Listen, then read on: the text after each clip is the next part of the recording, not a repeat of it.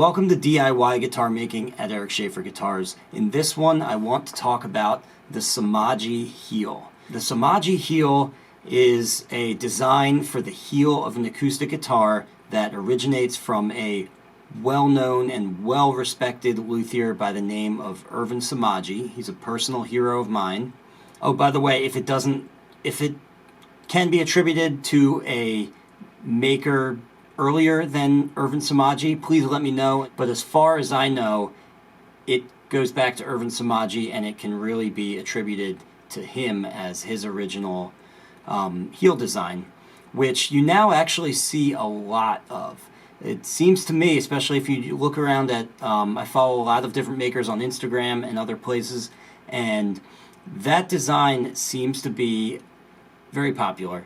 And I think it's in large part due to some of the really great builders that have come out of being in an apprenticeship with Irvin Samaji himself, like Michihiro Matsuda definitely comes to mind, and Jason Kostel.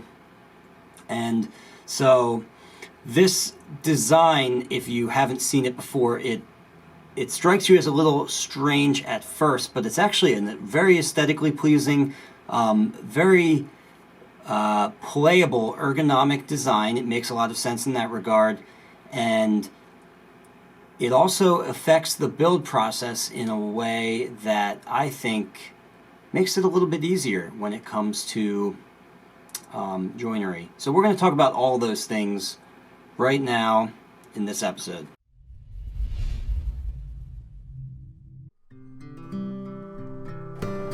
Okay guys, so this is the prototype guitar for the new series that I'm building, and as you can see here, I'm using something a lot more similar to a Samaji heel. In fact, I mean, it really is a Samaji style heel. It's just a little bit bigger and flatter. A lot of Samaji heels have sort of a dome to it. I'm not really going to touch it, you'll notice, just because this is in the pre-buffing stage. I've applied all the coats.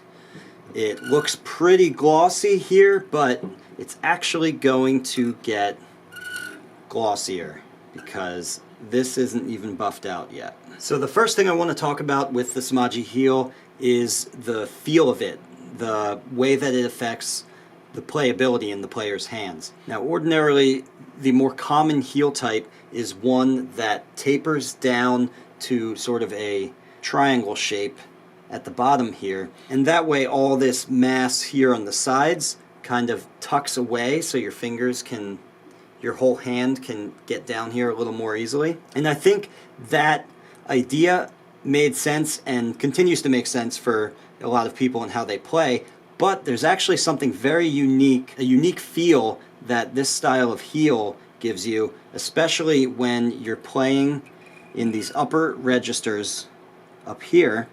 Essentially, the problem you run into with these upper registers is at some point the body gets in the way. Even with this cutaway here, at some point, if there was no heel at all, my thumb would have to then bear against the wood of the body. A pointed heel has a very poor surface for that thumb to bear against when your fingers wrap around up here. It's not as stable of a surface. This I've really noticed from playing it, and I have played this guitar before I applied the finish, and I was really pleased and surprised with how good this type of heel really feels when you're playing in these upper registers. So anyway, that's something to really think about. I actually wasn't necessarily expecting that it was going to feel better. I just thought it was going to feel different in some sense. But I was very, very pleasantly surprised with how good it felt playing up in this area. And aesthetically, you can see that that very square, box-like shape just works really well with a Florentine cutaway.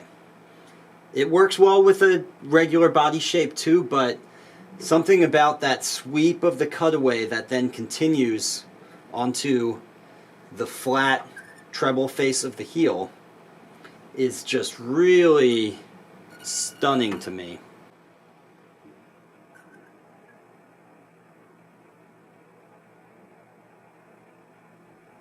Now most other Samaji style heels that you'll see out there are quite a bit smaller than this. Again, check out Jason Kostel, Michihiro Matsuda, Irvin Samaji himself, and there's a bunch of others, but I can't think of them right now.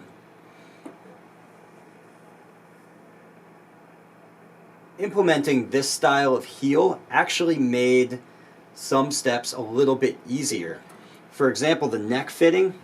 Normally you have that tapered style, again, that tapers towards the triangle shaped heel at the bottom, and when you're fitting the neck and you're essentially flossing the sandpaper between the joint, there's a tendency to take more off of one side of the heel than the other, and you constantly have to compensate for that.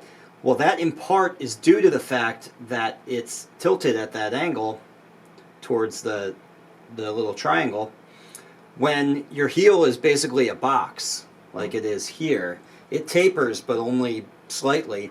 You sort of eliminate that effect, and the flossing the neck fit step becomes easier.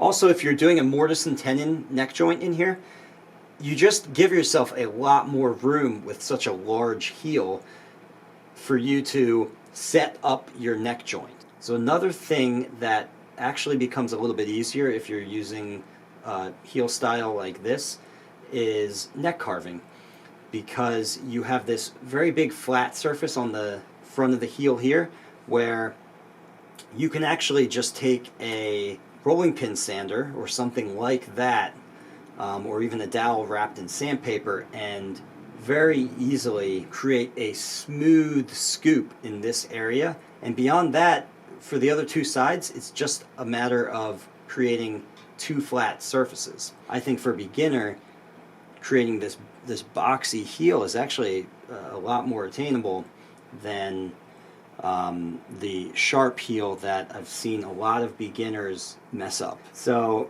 this heel design, even though you see it usually on more sophisticated guitars, I think is actually a lot more acceptable for a beginner to tackle than the current idea of going to the traditional Martin style heel design. Anyway, just something to think about there. Wanted to share my thoughts on the heel because I'm very pleased with it, and I thought maybe you guys out there could share your thoughts as well on what you think of this style of heel design.